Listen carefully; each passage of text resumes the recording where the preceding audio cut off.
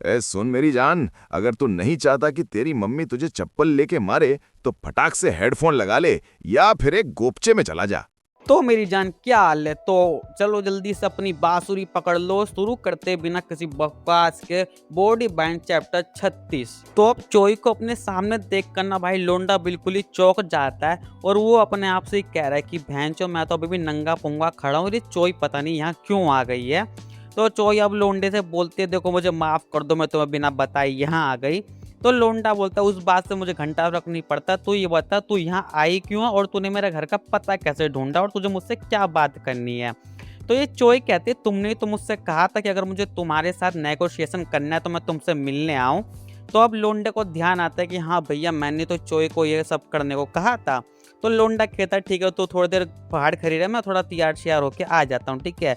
तो चोई कहती नहीं ज़्यादा फॉर्मेलिटी की कोई जरूरत नहीं है, ठीक है मैं अंदर आ रही हूँ क्योंकि मेरे को ज़रूरी बात करनी है। तो लोंडा कहता है बे सवर नाम के तेरे अंदर चीज़ ही नहीं है। कहती है अरे बुला लेना, क्या मतलब है तेरे को इतना। तो लोंडा भी कहता है ठीक है अगर तेरी यही इच्छा है तो ठीक है भैया। और फिर भाई लोंडा क्या करता है, वो बिल्कुल नंगा पुंगा के बाहर आ जाता है मेरे भाई, ठीक, और बोलता है चोई से आजा अब अंदर आजा बेटी। और चोई देखता है बे ये क्या तू तो नंगा है बे। लेकिन भाई अब लोंडे को इस बात से कोई फर्क नहीं पड़ता क्योंकि चोई ने उसे खुद ही ये सब करने को कहा था।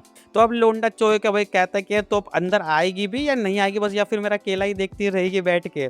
तो चोई भी कहती है चलो भाई अब चली जाते हैं अंदर, ठीक है। और ये जो हमारी क्या नाम है, इसका नाम भूल जाता हूँ यार मैं, जिया, हाँ जिया, ये दरवाजे पे कान ला के भाई हर चीज़ सुन रही है कि भाई कौन आया उसे नहीं मालूम है, ठीक है। और उसको भाई थोड़ी जलन हो रही है कि आवाज़ सुन के वो कह रही है ना कि लड़की लग रही है कोई, कहीं ये लोंडे की बंदी वंदी तो नहीं है, ठीक है। और फिर भाई चोई यहाँ पे आ चुकी है लोंडे घर में और फिर लोंडा बोलता हाँ बोल तो क्या बात करनी है मेरे से, ठीक है। लेकिन भाई चोई भाई इतनी ठरकुल्ली लड़की है ना, ये बंदी बार बार बस केला ही देख के जा रही है, ढंग से बोल ही नहीं पा रही है, ठीक है। तो अब चोई लोंडे से कहते कि भाई तू थोड़ा कपड़ा वपड़ा पहन ले यार, ऐसे मेरे को दिक्कत हो रहा है तेरे से बात करने में।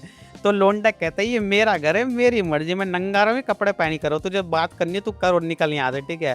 तो चोई खड़ी होती है और अपना बकचोदी करना चालू करती है और लोंडे से मतलब घुटनों के बल आके बैठ कर माफ़ी मांगने लगती है कि प्लीज़ भाई मेरे को तो छोड़ दे, मेरे को वापस नॉर्मल कर दे। मतलब चोई वैसे है ना कुछ बोल नहीं पा रही है, जैसे वो लोंडे के बारे में कुछ बोल जाते हैं उसका मुंह जाम हो जाता है, तो वही कह रही है कि मेरे को प्लीज़ नॉर्मल कर दो, ठीक है। तो लोंडा के तो अब तेरे को रियलाइज़ हो गया कि तूने कितनी बड़ी गलती की है, मुझसे पंगा ले गया है ना।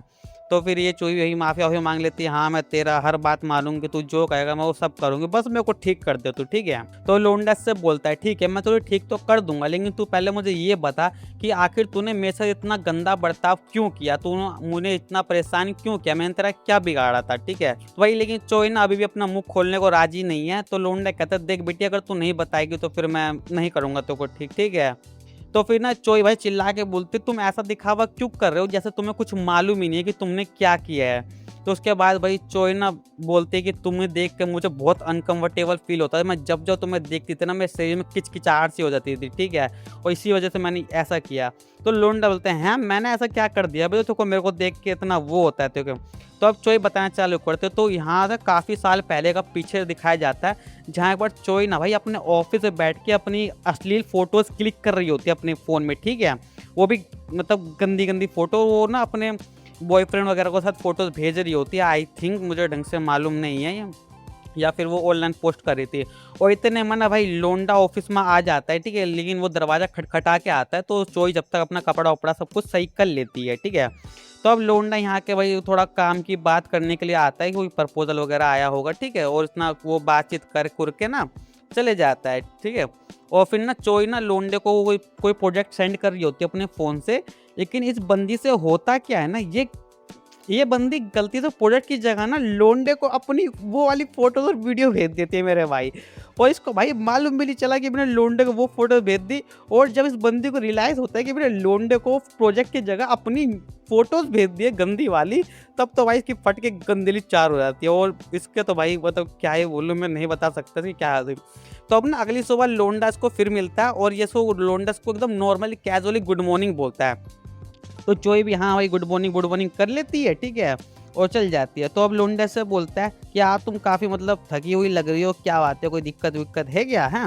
लेकिन चोई भाई कहते हैं नहीं नहीं ठीक है सब, इतना कह के दोनों अपना चल जाते हैं।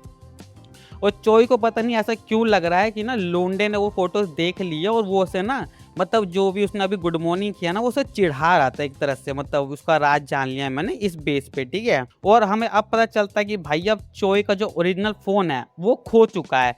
इस वजह से ना वो चोई अब ना वो फोटो डिलीट भी नहीं कर सकती है अपने इधर से, ठीक है। और इससे तो भाई चोई की और ज़्यादा फटने लगता है कि भाई मेरा फ़ोन भी खो गया, मैं क्या करूँ।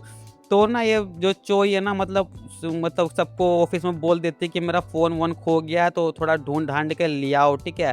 और ये ना जो ये क्या नाम है हेरिन को सारा बात बता देती है कि ऐसा ऐसा मेरे साथ केस हो गया तो तू कुछ कर, ठीक है।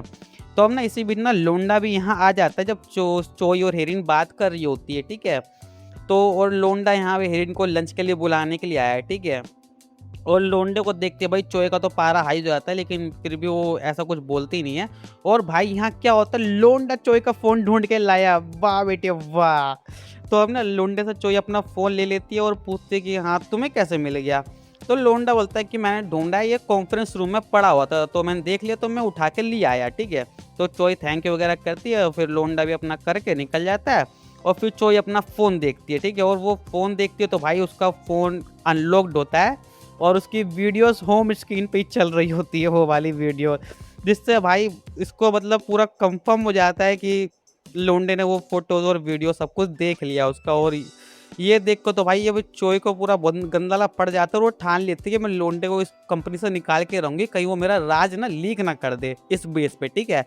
तब तुम्हें सारा मैटर समझ आ गया होगा कि चोई लोंडे को क्यों ऑफिस से निकलवाना चाहती थी, ठीक है।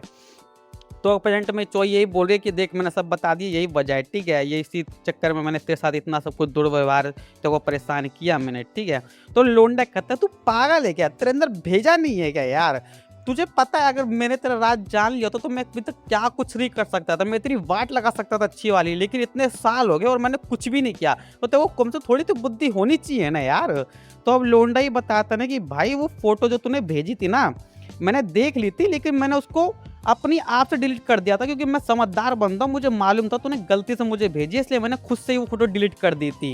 तो चलो भाई आज का हो गया, अगर वीडियो पसंद आई तो लाइक सब्सक्राइब कर देना और हाँ मेरे बाकी चैनल को भी सब्सक्राइब कर लेना, लिंक डिस्क्रिप्शन में। तो चलते टाटा बाय बाय।